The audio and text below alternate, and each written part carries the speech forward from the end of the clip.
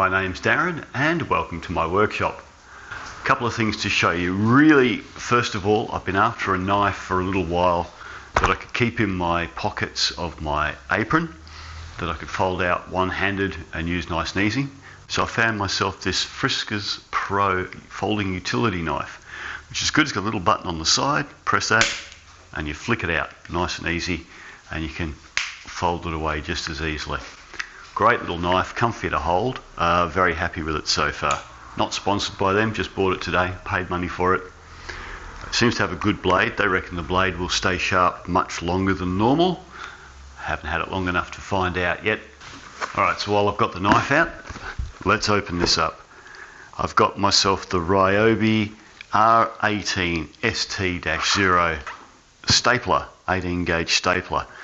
And I've bought that because I need to fix my front fence, which is made from lattice. The lattice has come apart, the old staples have rusted.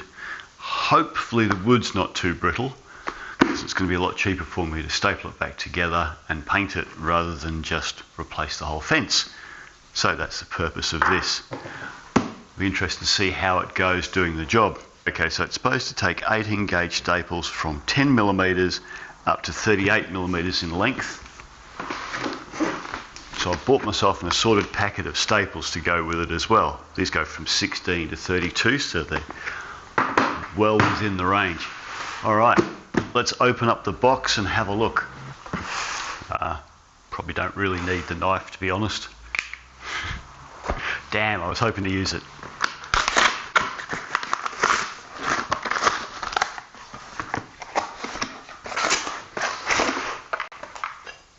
Oh, something in there. What have we got in there? Some staples and what looks like a belt clip.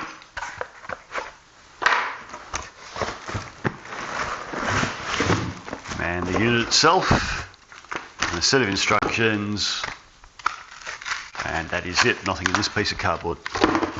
Okay, so yeah, pretty much what we expected there. So like the brad nailer, it's an Airstrike tool, also 18 gauge, but obviously shoots staples instead of brads. And like the brad nailer, we've got our pressure adjustment here, so how hard it hits the actual staple in. And here we've got our depth adjustment, so how far below the surface will it push the staple. So you usually set those two pretty much in conjunction, and then anything like the brad nailer, leave them be done. We will find out. I will be using it soon.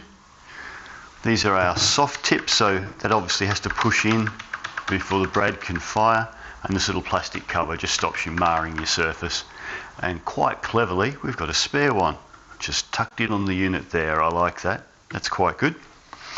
There's an LED either side to show you what you're doing when you hit the nail in, or hit the staple in. So let's put some staples in it. So putting the nails in, quite simply, unhook that little hook button there and slide out the carriage, flip the unit upside down and place the staples in. Obviously they will be firing into the wood that way. Don't put them in upside down. And slide the carriage back until it clips in place. There we go, we're good to go. Anything like this, I like to try it on a smaller battery to start with, to see how far you can get on a small battery. And again, if it's anything like the brad nailer, a 2.5 amp hour would actually do the trick. So I've got a couple of scraps of MDF here, very gross, but let's give them a try out. There you go, the LEDs come on as you tilt the unit. That's handy, so you don't have to press the button.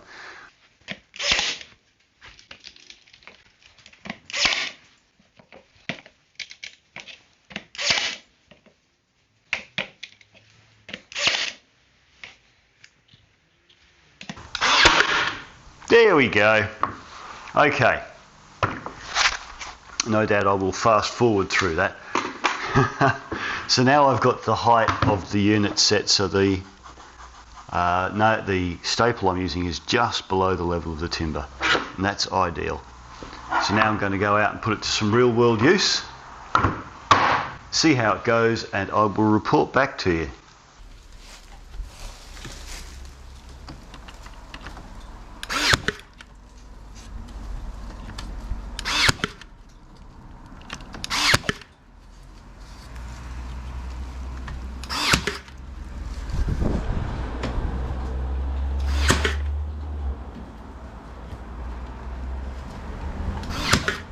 that was a very quick look at the Ryobi One Plus cordless staple gun from the Airstrike range.